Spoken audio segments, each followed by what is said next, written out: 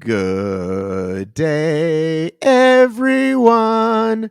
This morning's video is about this new Spartan Pro athlete roster. Yes, they're not calling it the Spartan Pro team, and I've got some information on what it's about and some athletes' answers to the initial request. In documents obtained by Obstacle Racing Media, we have seen emails that went out to potential athletes to be a part of this program.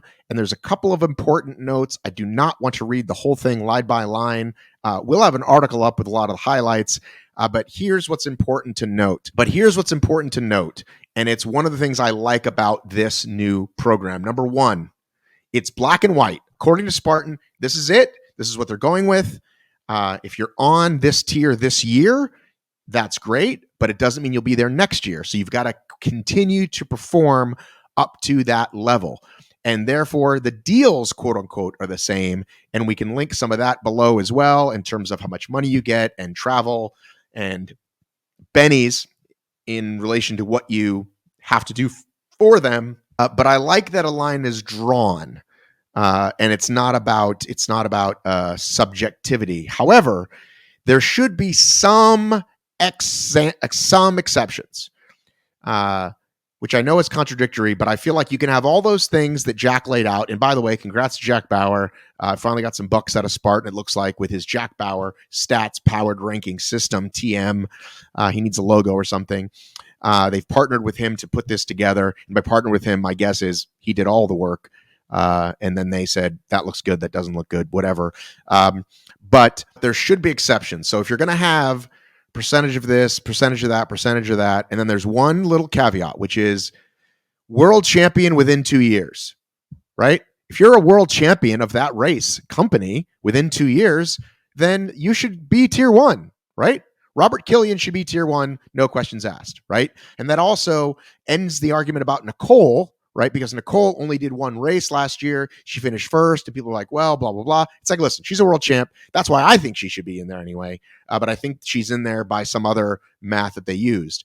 And just some kind of race minimum, right? Hawk Call, great kid, great athlete. We look forward to seeing how much more he can do in the sport. He showed up in one race, did really well, and he gets a tier 2 slot over some athletes who've done way more races, who've been in the sport much longer. So I just feel like there's got to be a minimum race requirement, or, right, like same thing with Nicole, if you don't want to do at least 3 races in the previous year, but you were the world champ within 2 years, right? That to me is a no-brainer. The other part I don't like about it is the timing, right? You're giving these athletes this idea of a contract, or here's what we might offer you, and it's a few weeks before the first race, right? Now, here's what Spartan's going to tell you. We're going to do better next year. This is a new program.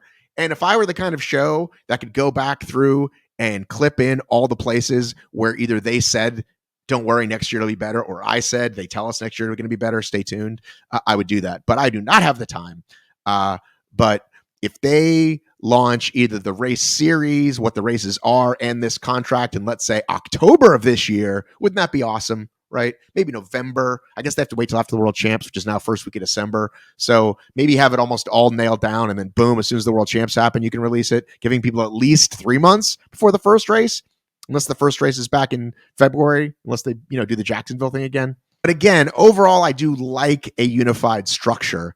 Also, it seems like it's almost better to take one of these lower tiers. If you looked at the ambassador and age group thing, you still get free races, and it looks like they're not asking you for much. So maybe you should just take that tier over, say, another tier where you're required to do all these posts, right?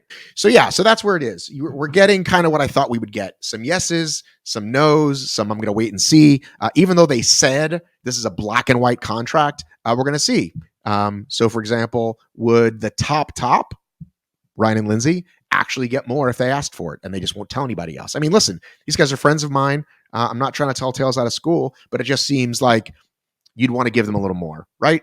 Current world champions, blah, blah, blah, really faces of your sport. Now, maybe they're going to come on here and say, no, absolutely not. Speaking of which, I am going to have a call with with Jack, who put the stats together, and Steve Hammond, who is the new Spartan Pro Team liaison, Pro Roster liaison, whatever they're calling him. I have reached out to a ton of athletes this morning across all of the spectrum of tiers, and I'm beginning to get some answers back. Let me read a few of them to you. First, from a couple Europeans, Ulrika wrote back to me and said, Tier 3, didn't expect anything else. I don't race that many Spartan races, but as a European athlete, I'm used to receiving 0 from Spartan and having to pay everything myself. So anything they're willing to provide will be a plus for me. Luca said, hi, for me, it's an absolute yes. If Spartan and OCR want to grow this sport, we need more athletes who can do it professionally, and this is a good start. Especially in Europe, it's time to change a lot of things. For example, the prize money for the National Series races.